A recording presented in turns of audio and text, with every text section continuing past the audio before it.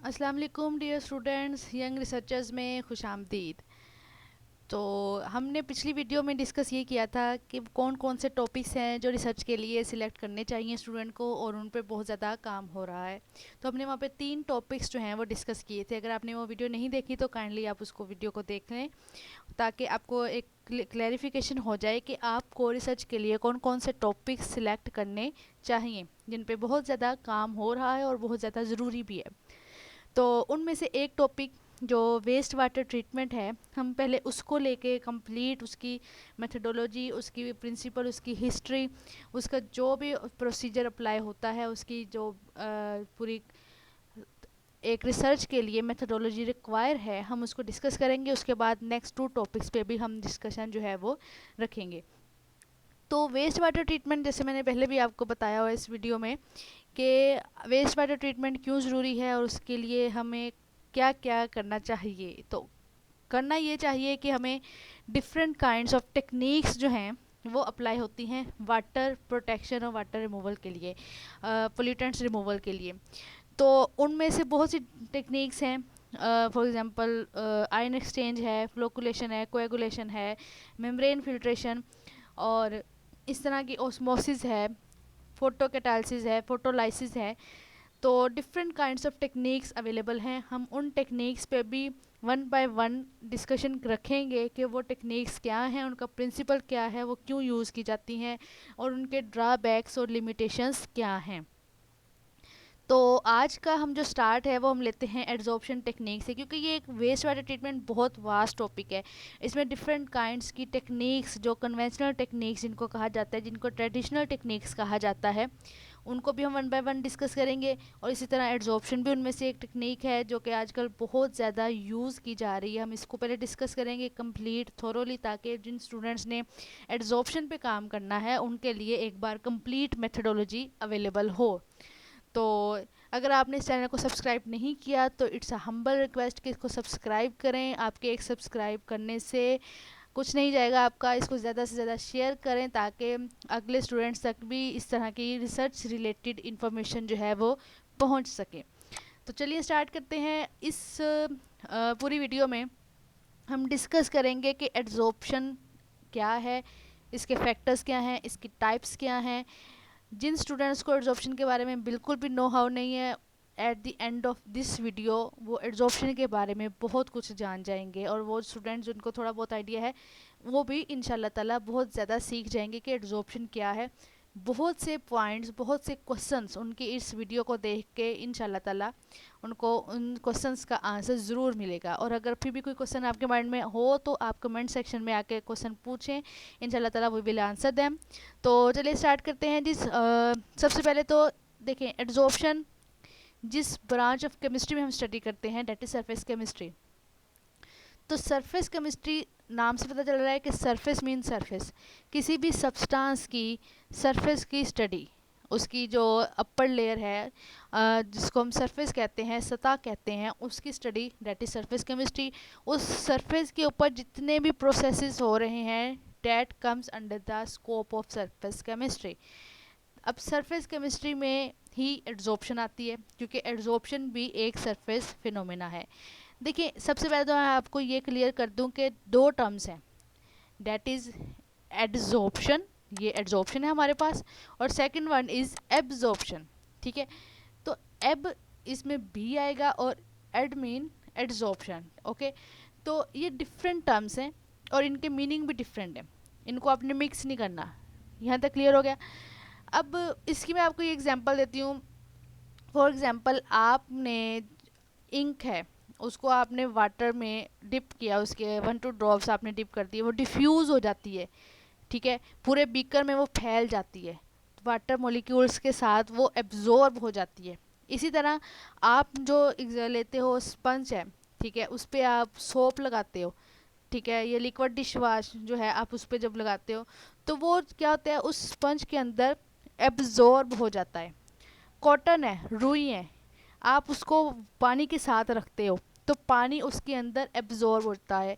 Absorb होने के साथ अगर मैं इसका उर्दू में मतलब यूज़ करूँ तो आई थिंक आपको क्लियर हो जाएगा। एब्जॉर्ब होना मीन जज़ब होना। तो रुई के अंदर क्या है, वो वाटर के जो मॉलिक्यूल्स हैं वो एब्जॉर्ब हो जाते हैं, उसके अंदर तक चले जाते हैं, डेट इज़ एब्जॉर्प्शन, बी वाला, ठीक है। जबकि एडजॉर्प्शन में क्या आता है, जिसमें डी आता है एडजॉर्प्शन, उसमें जितने भी मॉलिक्यूल्स हैं, जो भी हम जिसके साथ भी इंटरेक्शन करवा रहे हैं किसी सरफेस का, तो वो उसके अंदर तक जज़ब नहीं होता, बल्कि उसकी सरफेस के ऊपर ऊपर रहता है।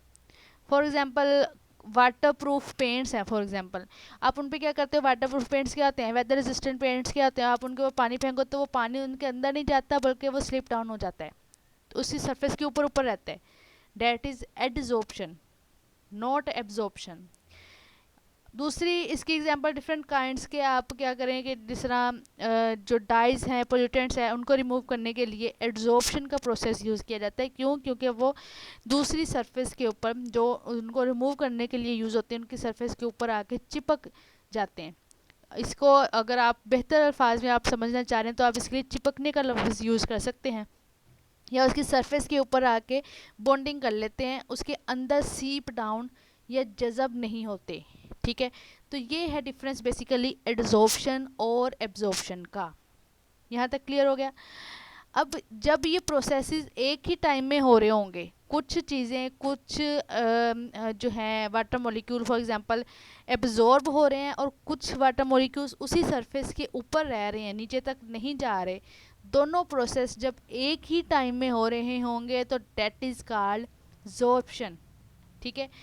अब डीज़ॉर्प्शन क्या है, जैसे मैंने आपको बताया कि सरफेस के ऊपर अटैच हो जाना, चिपक जाना, उसी साथ सरफेस के साथ बॉन्डिंग कर लेना, डेट इज़ एडजॉर्प्शन। और इसका उलट कर लें, वो सरफेस से अलग हो रहे हैं, डीटैच हो रहे हैं, तो डेट इज़ कॉल्ड डीज़ॉर्प्शन। ओके हो गया। आई थिंक यहाँ अब तक आपको एड्जॉर्प्शन, एब्जॉर्प्शन, ज़ॉर्प्शन और डीज़ॉर्प्शन के पॉइंट्स यहाँ तक आपको क्लियर हैं। चलिए आगे चलते हैं। उसके बाद हम देखते हैं कि एड्जॉर्प्शन, यहाँ तक एब्जॉर्प्शन और एड्जॉर्प्शन में हमने ये मेन डिफरेंसेस देखे। उसके बाद क्या होता है कि एड्जॉर्प्शन में डिफरेंट टर्म्स आती हैं, that is adsorbate and adsorbent. सबसे पहले तो आपको ये मैं पहले भी बता चुकी हूँ कि adsorption is a surface phenomena, ये सरफेस के ऊपर होता है, बल्क में नहीं होता। बल्क क्या होती है, इनर सरफेस, ठीक है। आप जैसे मैंने कॉटन की एग्जांपल दी, तो कॉटन के ऊपर वाली जो सरफेस होगी डेट इज़ सरफेस, ठीक है, और उसके जो अंदर वाला हिस्सा होगा डेट इज़ इट्स बल्क, ठीक है। तो एड्जॉर्प्शन क्या है, बल्क में नहीं होनी, अंदर तक। एड्जॉर्प्शन में क्या होता है, अंदर तक चीज़ सीप नहीं होती, जज़ब नहीं होती, बल्कि सिर्फ सरफेस के ऊपर अटैच रहती है, तो इसलिए इसको सरफेस फिनोमिना कहा जाता है, ठीक है। उसके बाद डिफरेंट जो टर्म्स हैं, एड्जॉर्बेट और एड्जॉर्बेंट, क्या होता है।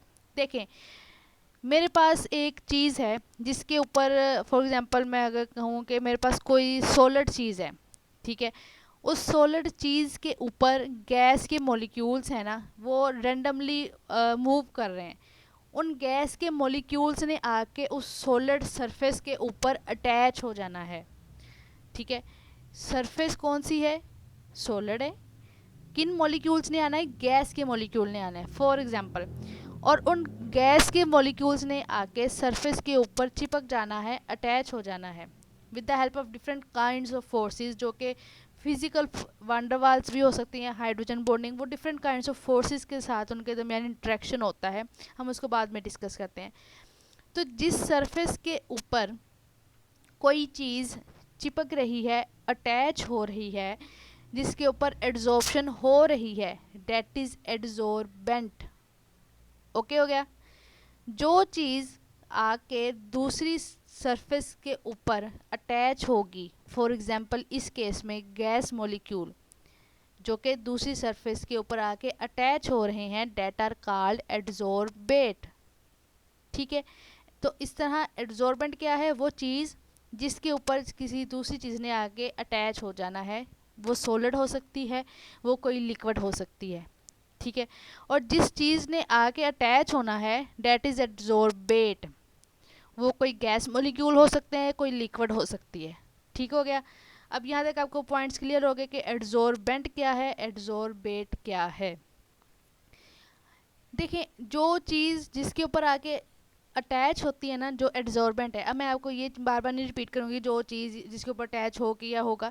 अब हम सिंपल एड्जॉर्बेंट और एड्जॉर्बेट का वर्ड यूज़ करेंगे। आप सिंपल पहले एक चीज़ को माइंड में रख लें कि एड्जॉर्बेंट क्या है, जो कि ऐसी सरफेस जिसके ऊपर दूसरी चीज़ ने आके अटैच होना है।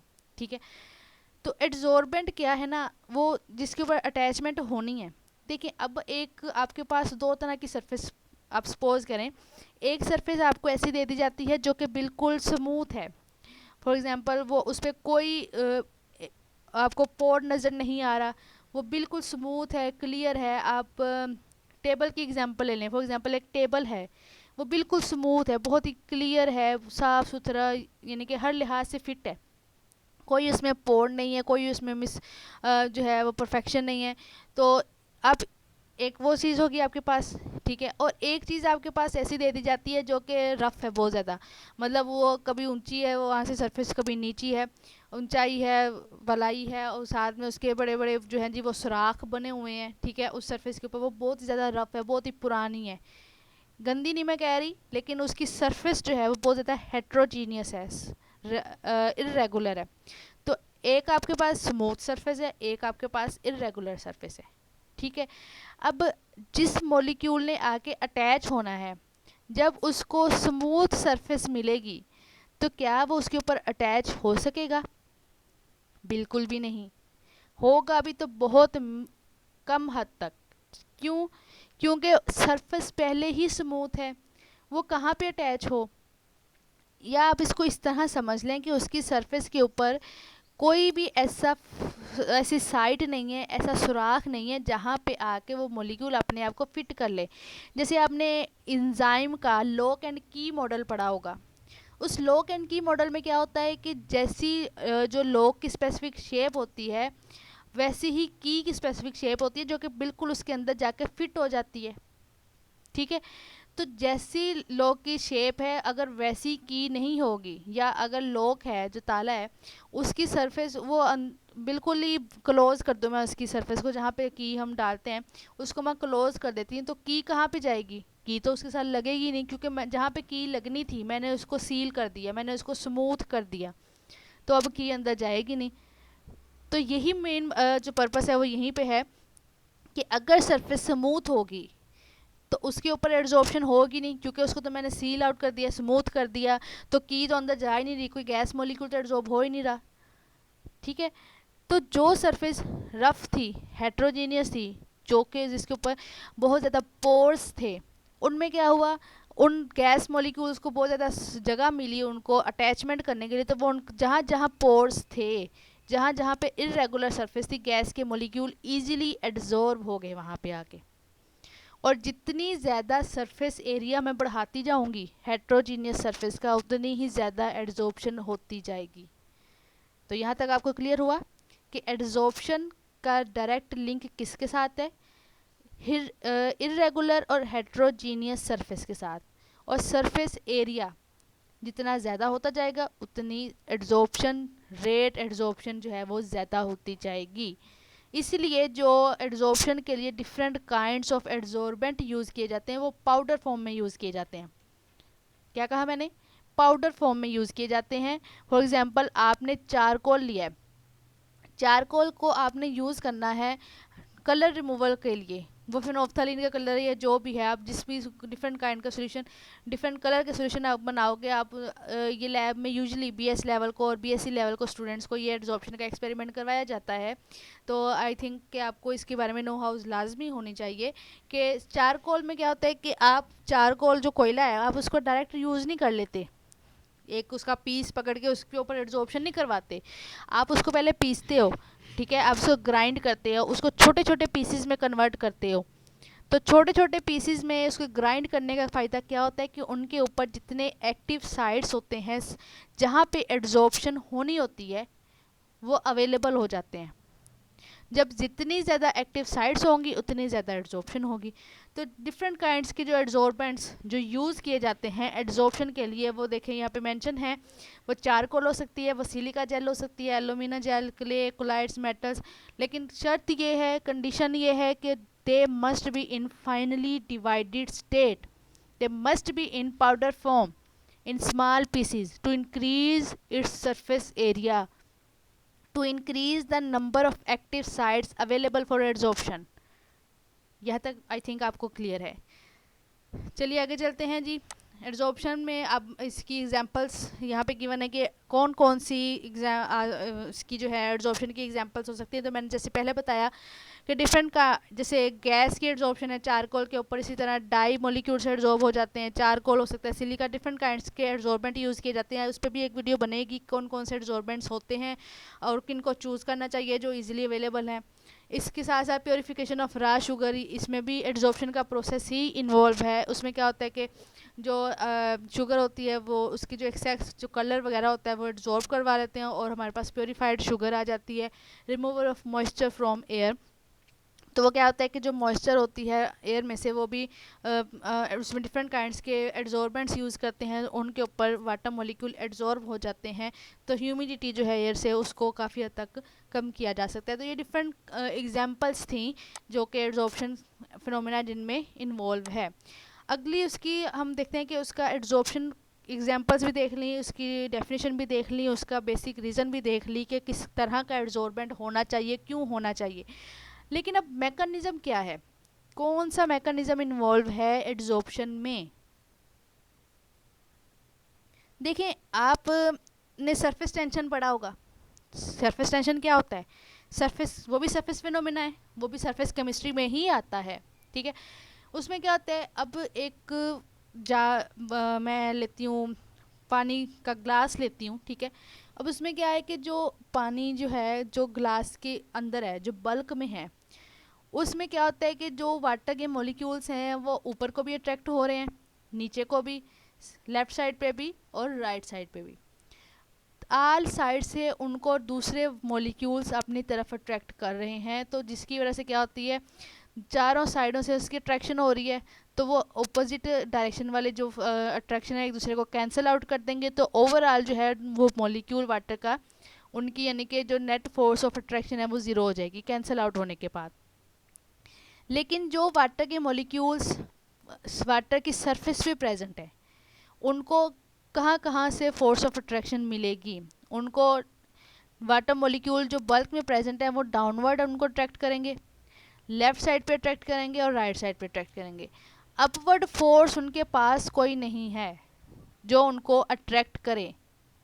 ठीक है, तो अपवर्ड फोर्स जब कोई नहीं होगी तो अनइक्वल फोर्स ऑफ अट्रैक्शन होगी, जिसकी वजह से जो भी सरफेस के ऊपर, चाहे वो गैस मॉलिक्यूल हो चाहे वो लिक्विड मॉलिक्यूल हो, जब भी वो सरफेस के ऊपर आएगा तो वो लिक्विड के सरफेस के ऊपर जो मॉलिक्यूल्स प्रेजेंट हैं वो उसके साथ जल्दी से अपनी बॉन्डिंग डेवलप कर लेंगे. That is adsorption process. तो मैकेनिज्म बेसिकली क्या है, यहाँ पे जो लिखी है लाइन के, it is due to the fact that surface particles of adsorbent are not in the same environment as particle inside the bulk. जो सरफेस पे जो मॉलिक्यूल्स होते हैं, चाहे वो वाटर मॉलिक्यूल्स हों या किसी भी एड्जॉर्बेंट के मॉलिक्यूल, उनको जब अनइक्वल फोर्स मिलती है, मींस टू से वो नीचे की तरफ अट्रैक्ट होती है, उनकी डाउनवर्ड फोर्स अट्रैक्शन होती है लेफ़्ट साइड पे और राइट साइड पे, लेकिन अपवर्ड उनको कोई खींचने वाली फोर्स नहीं होती, जिसकी वजह से क्या होता है कि वो उनकी फोर्स बैलेंस नहीं होती. और वो अपनी फोर्स को बैलेंस करने के लिए उसकी सरफेस पे जो भी चीज़ आएगी वो उसके साथ बॉन्डिंग डेवलप कर लेगा और इस प्रोसेस को एड्जॉर्प्शन कहा जाता है. तो ये है इसका जी छोटा सा मैकेनिज़्म. बाकी इसकी जो डिटेल है, जो इसकी लंबी सी कहानी है, वो आपको डिफरेंट किताबों में भी मिल जाएगी, गूगल पे भी आपको सर्च करके मिलेगी. लेकिन यंग रिसर्चर का मेन मकसद ये होता है कि आपको हर तरह का कंसेप्ट आपका क्लियर किया जाए. तो यहाँ पे मेरे ख्याल में आई होप कि मैंने आपका मैकेनिज्म ऑफ एड्जॉर्प्शन आपको क्लियर कर दिया है. ठीक है, तो आगे भी वही चीज़ चल रही है कि जी वो फोर्सेस जब अनबैलेंस होंगी तो वो क्या होगा कि उसकी वजह से एड्जॉर्प्शन हो जाएगी, और जितनी ज़्यादा सरफेस पे मॉलिक्यूल होंगे, जितनी सरफेस एरिया ज़्यादा होता जाएगा, उतना ही जो है हमारे पास एड्जॉर्प्शन ज़्यादा आती जाएगी. देखते हैं कि एड्जॉर्प्शन तो हो गई, उसका मैकेनिज्म भी हो गया. एड्जॉर्प्शन की टाइप्स कौन कौन सी हैं, कितनी किस्में हैं एड्जॉर्प्शन की, कौन कौन सी फोर्सेस इन्वॉल्व हैं. देखें, जो एड्जॉर्प्शन की टाइप्स है ना, वो दो चीज़ों पे डिपेंड करती है. एक तो ये कि एड्जॉर्बेंट की कौन सी बॉन्डिंग इन्वॉल्व है, दूसरी ये कि एड्जॉर्बेट जिसने एड्जॉर्ब होना है उसने कौन सी फोर्सेस इन्वॉल्व करनी है बॉन्डिंग में। मीन्स टू से अगर तो फिजिकल इंट्रैक्शन होगा एड्जॉर्बेंट और एड्जॉर्बेट के दरमियान, तो उस physical interaction mean physical forces. अब फिजिकल फोर्सेस कौन सी हैं आपको इसके बारे में आइडिया होगा, वांडरवाल फोर्सेस, हाइड्रोजन बॉन्डिंग, ये सारी फिजिकल है। ठीक है, आयन डाइपोल, डाइपोल डाइपोल, ये फिजिकल जो वीक इंट्रैक्शन जिनको कहा जाता है। जब इस तरह का इंटरेक्शन होगा एड्जॉर्बेंट और एड्जॉर्बेट के दरमियान, तो इस तरह की एड्जॉर्प्शन प्रोसेस को फिजिकल एड्जॉर्प्शन कहा जाता है, इसको फिजिजॉर्प्शन भी कहते हैं। दूसरे केस में क्या होता है कि अगर एड्जॉर्बेंट और एड्जॉर्बेट के दरमियान केमिकल फोर्सेस इन्वॉल्व हो जाएं, for example electrostatic interaction, ionic bond develop हो जाए, इलेक्ट्रॉन का लेना देना हो जाए, या कुछ इस तरह के जिसमें जो कि जिनको हम स्ट्रॉन्ग फोर्सेस कहते हैं, अगर इस तरह की फोर्सेस इन्वॉल्व हो रही हैं तो that comes under the phenomena of chemical adsorption यानी कि केमिजॉर्प्शन। तो दूसरे लफ्ज़ों में अगर मैं कहूँ कि टाइप्स ऑफ एड्जॉर्प्शन किसकी बेस पे है, तो ये फोर्सेस की बेस पे है। जिस तरह की फोर्सेस हैं उस तरह की एड्जॉर्प्शन की काइंड है। अगर फिजिकल फोर्सेस हैं तो फिजिकल एड्जॉर्प्शन, अगर केमिकल फोर्सेस इन्वॉल्व हैं तो केमिकल एड्जॉर्प्शन।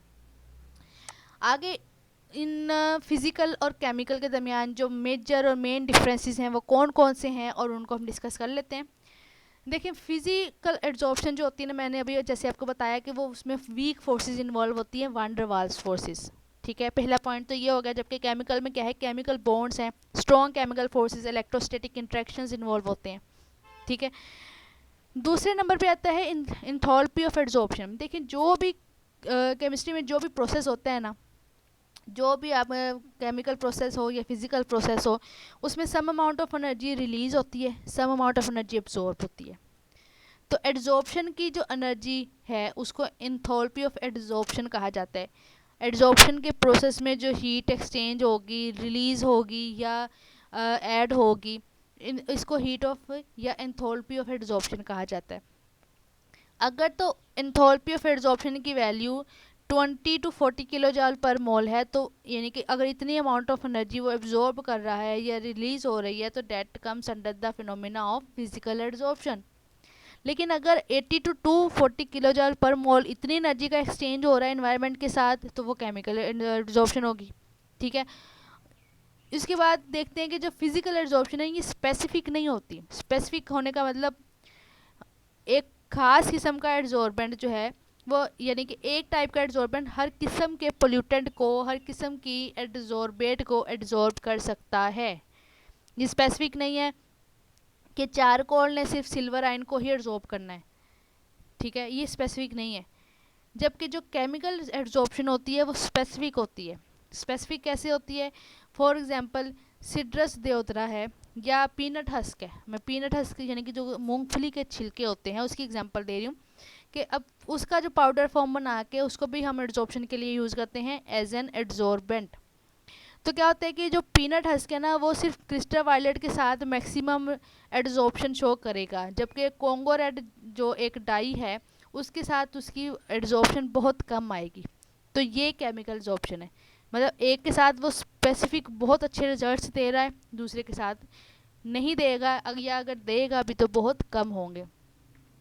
फिजिकल एड्जॉर्प्शन जो है जी वो रिवर्सिबल होती है।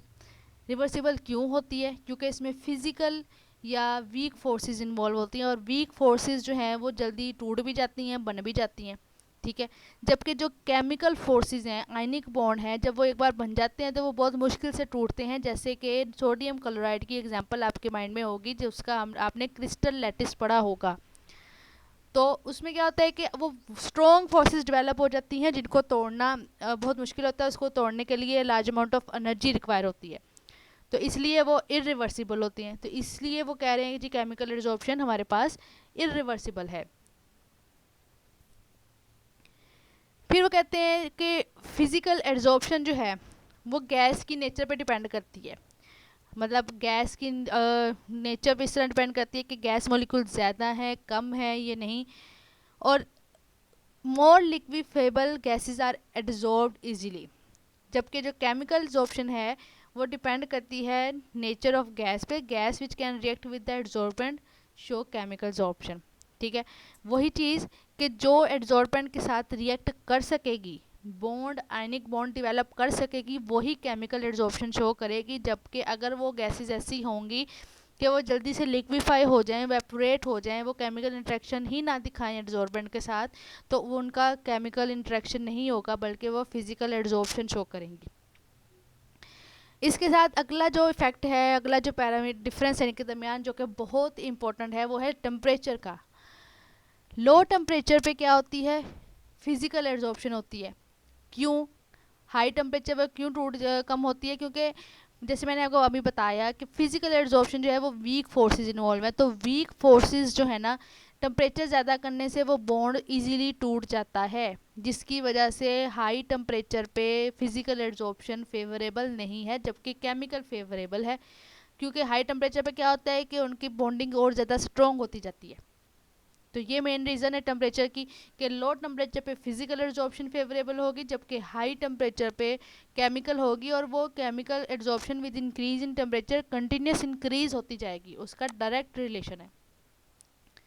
उसके बाद कहते हैं नो फिजिकल एड्जॉर्प्शन में क्या होता है, no appreciable activation energy is needed. Activation energy क्या होती है? किसी भी प्रोसेस को स्टार्ट करने के लिए जितनी हमें अमाउंट ऑफ एनर्जी उसको देनी पड़ती है, डेट इज़ एक्टिवेशन एनर्जी। यानी कि आप इस तरह कह लें कि एक बैरियर है, एक बैरियर क्रॉस करेंगे तो वो प्रोसेस स्टार्ट होगा। तो वो जो बैरियर को क्रॉस करने के लिए एनर्जी, या आसान अल्फाज में मैं अगर बताऊं, उस बैरियर को, उस रुकावट को अबूर करने के लिए आपको जितनी ताकत चाहिए, that is your activation energy. तो फिज़िकल में चूंकि वीक फोर्सेस इन्वॉल्व होती हैं, तो उसमें इतनी बड़ी रुकावट नहीं होगी। आसान लफ्ज़ में मैं आपको समझा रही हूँ। जबकि जो केमिकल एड्जॉर्प्शन है उसमें large amount of activation energy require है। क्यों? क्योंकि वो स्ट्रॉन्ग बॉन्ड डेवलप होने और उनको उनके लिए लार्ज अमाउंट ऑफ एनर्जी चाहिए, जो कि एंडोथर्मिक रिएक्शन यानी कि शो कर रही है। इसके अलावा अगला पॉइंट ये है कि जो फिजिकल एड्जॉर्प्शन है वो सरफेस एरिया पे डिपेंड कर रही है। भी सरफेस एरिया पे दोनों फोर्स एड्जॉर्प्शन डिपेंड करती है, फिजिकल हो या केमिकल हो। It increase with increase of surface area, it increase with increase of surface area, दोनों फिजिकल या केमिकल, इन दोनों का सरफेस एरिया के साथ डायरेक्ट रिलेशन है। मैंने पहले भी बताया कि सरफेस एरिया पे और सरफेस की मार्फोलॉजी, वो उसको हेट्रोजीनियस होना चाहिए, उसको इरेगुलर होना चाहिए। इन दोनों पे एड्जॉर्प्शन, अगर जितनी ज़्यादा हेट्रोजीनियस इरेगुलर सरफेस होगी, एड्जॉर्प्शन ज़्यादा बढ़ेगी। सरफेस एरिया ज़्यादा होता जाएगा, एड्जॉर्प्शन ज़्यादा होती जाएगी। लास्ट पॉइंट ये है जी, it results into multi molecular layer on adsorbent surface under high pressure. जबकि जो केमिकल है उसमें यूनिमोलिकुलर लेयर फॉर्मेशन होती है। मल्टी मोलिकुलर लेयर फॉर्मेशन का मतलब क्या? एड्जॉर्बेंट की सरफेस है, पहले उसके ऊपर एक लेयर बन जाएगी मॉलिक्यूल्स की, वो एड्जॉर्ब हो जाएंगे, फिर उसी लेयर के ऊपर एक और गैस की मॉलिक्यूल आके एड्जॉर्ब होते जाएंगे, दूसरी लेयर बन जाएगी, फिर तीसरी, फिर चौथी। चूँकि वीक फोर्सेस हैं तो वो जितनी मर्जी बॉन्डिंग डेवलप करते जाएं, जितनी मर्जी लेयर बनती जाए एड्जॉर्प्शन की। जबकि केमिकल जो है वो, उसमें क्या होता है कि उसमें जस्ट वन लेयर फॉर्मेशन होती है, मोनो लेयर फॉर्मेशन होती है उसमें। तो ये डिफरेंस था फिजिकल का और केमिकल का। आई होप यहाँ तक आपके काफ़ी ज़्यादा पॉइंट्स जो हैं वो क्लियर हो चुके हैं। उससे नेक्स्ट देखते हैं जी, कौन कौन से फैक्टर्स हैं जो एड्जॉर्प्शन को अफेक्ट करते हैं। फैक्टर्स, देखिए मैं एक फैक्टर तो आपके साथ पहले डिस्कस कर चुकी हूँ, जो कि सरफेस एरिया का था। ठीक है, सरफेस एरिया जितना ज़्यादा होगा उस उतनी ही एड्जॉर्प्शन ज़्यादा होगी। ठीक है, जितना सरफेस एरिया जो है वो, हमारे सरफेस जो है वो इरेगुलर होगी, एड्जॉर्प्शन ज़्यादा होगी। इनके अलावा भी कुछ फैक्टर्स हैं जो कि एड्जॉर्प्शन को अफेक्ट करते हैं। उनमें कौन कौन से आ रहे हैं जी? सबसे पहले टेम्परेचर है हमारे पास। ठीक है, अब टेम्परेचर की अभी हम बात करके आए हैं कि टेम्परेचर, लो टेम्परेचर फेवर करता है फिजिकल एड्जॉर्प्शन को, जबकि हाई टेम्परेचर फेवर करता है केमिकल एड्जॉर्प्शन को। तो देखिए एड्जॉर्प्शन, अगर आपसे कोई पूछे ना कि एड्जॉर्प्शन एंडोथर्मिक होती है या एक्सोथर्मिक होती है, तो इसका क्लियर कट आंसर है कि adsorption is exothermic in nature. Adsorption का प्रोसेस हमेशा एक्सोथर्मिक होता है। ये एक ऐसा प्रोसेस है जिसमें हीट हमेशा रिलीज होती है। ठीक है, delta S for this process is negative. Delta S क्या है? Entropy change. एस जो सिंबल है वो एंट्रोपी के लिए और डेल मीन चेंज के लिए। तो एंट्रोपी क्या है? अब देखिए, अब इस एक पैराग्राफ में ना बहुत सी डेफिनेशंस भी आएंगी, बहुत सी टर्म्स आएंगी जिनको मुझे एक्सप्लेन करना पड़ेगा। तो डेल्टा एस एंट्रोपी चेंज है। एंट्रोपी क्या है? डिसऑर्डरनेस ऑफ अ सिस्टम, यानी कि एक सिस्टम कितनी खराबी की तरफ जा रहा है। तो इसकी डेल्टा एस जो है ना जी, वो नेगेटिव होती है। नेगेटिव की होने का क्या मतलब है? एड्जॉर्प्शन की डेल्टा एस नेगेटिव होना। अगर कोई चीज़ पॉजिटिव है तो इसका मतलब ये है कि वो अच्छी चीज़ की तरफ जा रही है। यानी कि अगर डेल्टा ऐसा यहाँ पे पॉजिटिव वैल्यू आएगी एड्जॉर्प्शन के केस में, तो इसका मतलब ये है कि इन्वायरमेंट और ज़्यादा ख़राब हो रहा है, पोल्यूट हो रहा है इस प्रोसेस की वजह से। जबकि डेल्टा एस की वैल्यू यहाँ पे क्या आई है? नेगेटिव। तो नेगेटिव आने का मतलब ये होता है कि इन्वायरमेंट पे इतना ज़्यादा बैड इफ़ेक्ट नहीं पड़ रहा एड्जॉर्प्शन प्रोसेस की वजह से। जबकि यानी कि डेल्टा इसकी नेगेटिव वैल्यू ये शो कर रही है कि adsorption process is eco friendly. वो इन्वायरमेंट को ख़राब नहीं कर रहा, वो इन्वायरमेंट को डिटीरियोरेट नहीं कर रहा, वो इन्वायरमेंट को डिसऑर्डरनेस की तरफ नहीं लेके जा रहा। ठीक है, तो यहाँ तक 2 पॉइंट्स क्लियर हुए कि एड्जॉर्प्शन हमेशा एक्सोथर्मिक होती है, डेल्टा एस की वैल्यू नेगेटिव होती है।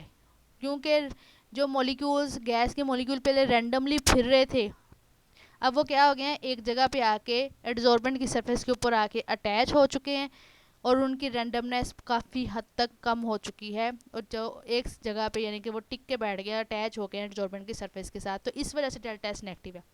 जब वो इन्वायरमेंट में दोबारा चले जाएंगे, डीज ऑप्शन हो जाएगी, वो फिर रैंडमली फिरना शुरू हो जाएंगे। तो जो रैंडमनेस है, degree of randomness, that is entropy change.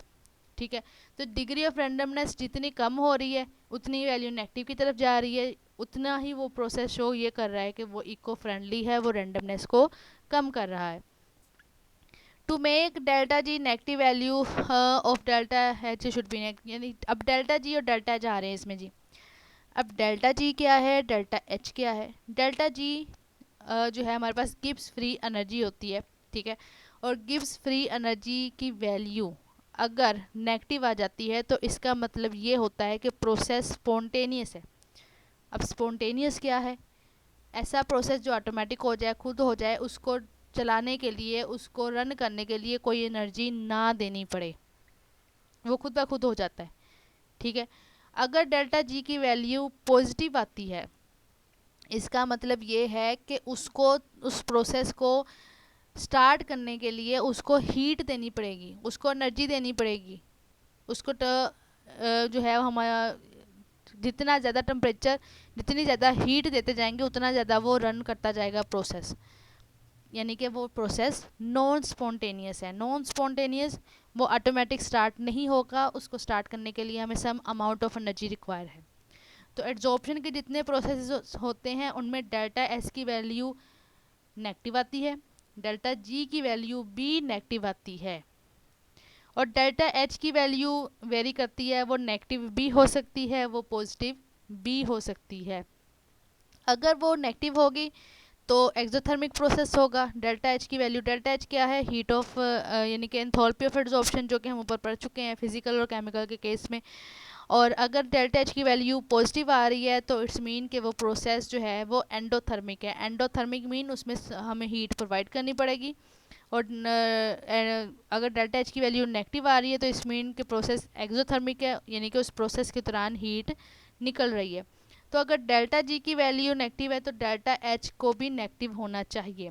क्यों? क्योंकि डेल्टा एच की जब वैल्यू नेगेटिव होगी इट्स मीन के प्रोसेस एक्सोथर्मिक है। इस पॉइंट को गौर से सुनिएगा, आई एम रिपीटिंग। जो प्रोसेस स्पॉन्टेनियस होता है, ऑटोमेटिक होता है, वो हमेशा एक्सोथर्मिक होता है। मिसाल मैं पहले आपको समझा देती हूँ, फिर आपको ये पॉइंट क्लियर होगा। बॉम्ब ब्लास्ट होता है, ठीक है। अब बॉम्ब ब्लास्ट जब होते हैं, वो बॉम्ब रख के छोड़ देते हैं, वो ऑटोमेटिक फटता है ना। जब उसका टाइम लिमिट ख़त्म हो जाती है, जितनी ड्यूरेशन के लिए उन्होंने रखा होता है, जब वो टाइम स्लॉट ख़त्म हो जाता है तो क्या होता है? बॉम्ब ऑटोमेटिक फट जाता है। वो स्पॉन्टेनियस प्रोसेस है। और जब वो फटता है तो धमाका होता है, धमाके के साथ हीट प्रोड्यूस होती है। तो हीट प्रोड्यूस होने का मतलब क्या है? हीट इन्वायरमेंट में जा रही है, वो इन्वायरमेंट से ले नहीं रहा, इन्वायरमेंट को दे रहा है। यानी कि सिस्टम से वो एनर्जी रिलीज़ हो रही है, एक्सोथर्मिक रिएक्शन हो रहा है। तो इससे ये बात आपको क्लियर हुई कि जितने स्पॉन्टेनियस प्रोसेसेस हैं वो सारे के सारे क्या हैं, एक्सोथर्मिक हैं। जो भी रिएक्शन ऑटोमेटिक होता है, खुद ब खुद होता है, उसमें एनर्जी रिलीज होती है। और स्पॉन्टेनियस रिएक्शन होने का मतलब क्या है, डेल्टा जी की वैल्यू क्या होगी, नेगेटिव होगी। और नेगेटिव ऑन डेल्टा जी का मतलब ये है कि डेल्टा एच भी नेगेटिव होगा, जो कि डेल्टा एच किसको शो, डेल्टा एच की नेगेटिव शो कर रही है कि प्रोसेस क्या होगा, एक्सोथर्मिक होगा।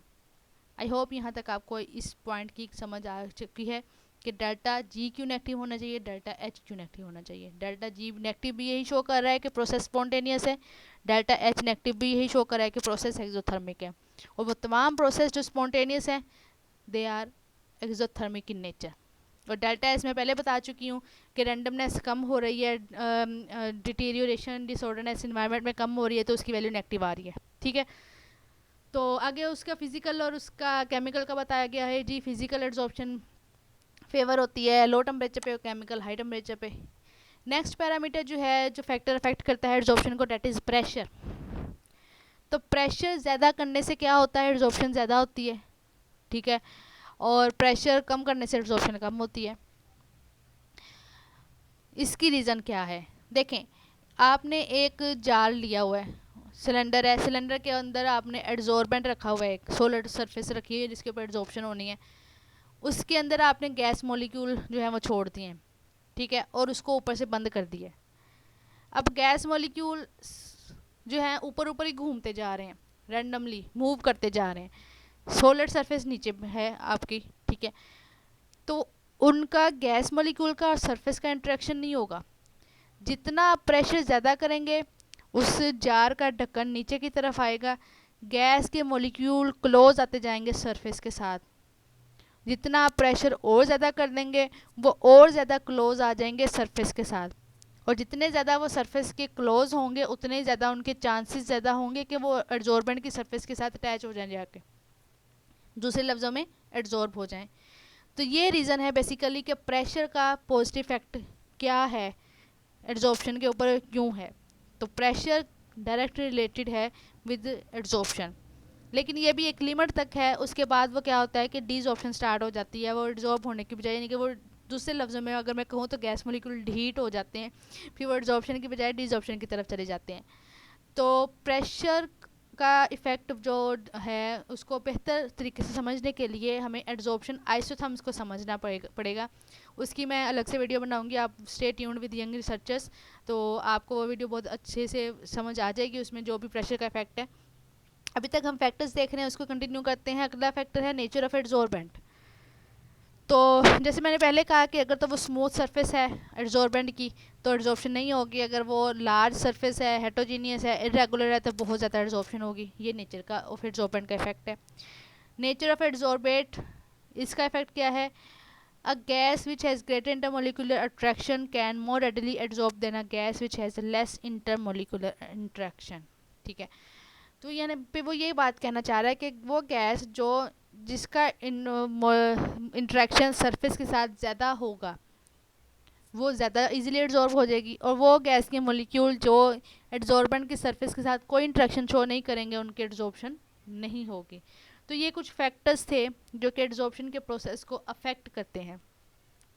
उसके बाद हम देखते हैं जी एप्लीकेशंस एड्सॉर्प्शन की, जो कि मैंने बहुत लिमिटेड लिखी हैं एड्सॉर्प्शन की, तो एप्लीकेशन ख़त्म होने का नाम ही नहीं लेती। तो आपको इसका डाटा फर्दर गूगल से मिल जाएगा, डिफरेंट काइंड्स की बुक्स भी हैं एड्सॉर्प्शन से रिलेटेड। अगर आपको वो नहीं डाउनलोड हो रही या नहीं मिल रही तो आप कमेंट सेक्शन में मुझे बता सकते हैं, तो मैं उसका डिफरेंट काइंड्स की जो बुक्स हैं एड्सॉर्प्शन से रिलेटेड, इसका जो डाटा है वो मैं आपको उसका लिंक प्रोवाइड कर दूँगी।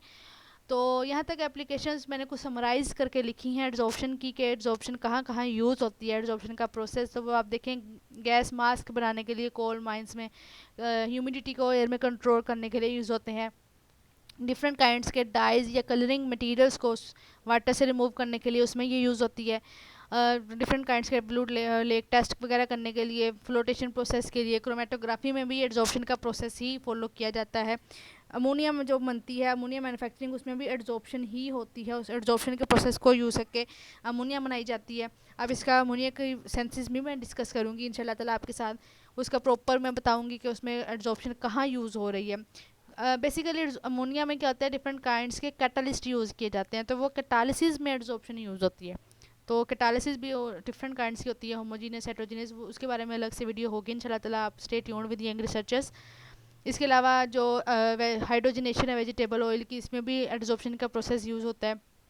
कहाँ यूज़ होता है, आपने सेकेंड ईयर में पढ़ा होगा एफएससी में कि हाइड्रोजन गैस ऐड करवाई जाती है, हाइड्रोजन का molecule in the presence of platinum या प्लाटिनम या निकल। तो वो जो कैटलिस्ट यूज़ किया जाता है ना, उनके ऊपर वो हाइड्रोजन के मॉलिक्यूल एड्जॉर्ब होते हैं पहले, तो वहाँ पे एड्जॉर्प्शन होती है। एड्जॉर्ब होने के बाद उनकी एडिशन होती है डबल बॉन्ड में, तो डबल बॉन्ड सिंगल बॉन्ड में जो है वो ये डबल सिंगल डबल में कन्वर्ट हो जाते हैं। उसके अलावा प्रोडक्शन ऑफ हाई वैक्यूम या क्यूरिंग डिजीज़ वगैरह में भी यूज़ किए जाते हैं ये डिफरेंट काइंड्स के एड्जॉर्बेंट्स, जो कि एड्जॉर्प्शन करवाते हैं, और एज अ रिज़ल्ट हमारे पास जो है वो ये डिफरेंट काइंड्स जो हैं उसकी एप्लीकेशंस एड्जॉर्प्शन की वो यहाँ पे मेंशन है। तो आई होप यहाँ तक आपको काफ़ी पॉइंट्स क्लियर हो चुके हैं कि एड्जॉर्प्शन क्या है, एड्जॉर्बेंट एड्जॉर्बेट क्या है, डीजॉर्प्शन क्या है, जॉर्प्शन क्या है, एड्जॉर्प्शन एब्जॉर्प्शन में डिफरेंस क्या है, उनके फैक्टर्स कौन से अफेक्ट करते हैं, उसका मेकानिज़म क्या है, और उसकी पूरी डिटेल, उसकी एप्लीकेशंस। आई थिंक आपको काफ़ी हद तक एड्जॉर्प्शन का आइडिया हो चुका है। इसी नेक्स्ट वीडियो में हम इंशाल्लाह ताला एक रिसर्च के हवाले से हम डिस्कशन करेंगे कि एड्जॉर्प्शन के प्रोसेस को रिसर्च में कैसे यूज़ किया जा सकता है डिफरेंट काइंड्स के पोल्यूटेंट्स को रिमूव करने के लिए। तो इस तरह स्टेप बाय स्टेप हम अभी वेस्ट वाटर ट्रीटमेंट को डिस्कस करेंगे, फिर उसके अलावा बायोमेडिकल एप्लीकेशंस को, फिर पॉलीमेरिक मटेरियल्स को, फिर इसके अलावा और टॉपिक्स को भी डिस्कस करेंगे। तो बहुत मज़ा आने वाला है, बहुत ज़्यादा इन्फॉर्मेशन आपको इस चैनल पे मिलेगी। तो काइंडली इस चैनल को सब्सक्राइब करें, ज़्यादा से ज़्यादा शेयर करें ताकि सब स्टूडेंट्स तक ये इन्फॉर्मेशन पहुँचे। तो इसको सदका जारिया समझ के ज़रूर शेयर कीजिएगा।